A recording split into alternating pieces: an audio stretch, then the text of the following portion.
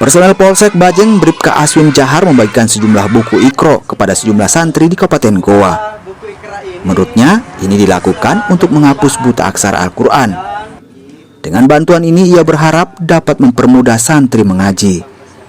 Hari ini kami kembali berbagi kebahagiaan kepada guru-guru mengaji yang ada di TPA, khususnya wilayah Bajeng Barat, berupa sembako, dan alhamdulillah kami juga memberikan berupa buku Iqra kepada para santri agar mempermudah untuk para santri belajar mengaji dan menghapus buta aksara. Kan dilaksanakan seperti apa? Alhamdulillah kegiatan ini kami lakukan di mana sumber pendanaannya ini berasal dari gaji kami pribadi, sehingga kami usahakan diadakan tiap bulannya, Pak. Selain membagikan buku Iqra, Bribka Aswin Jahar juga memberikan paket bahan pokok kepada guru-guru mengaji.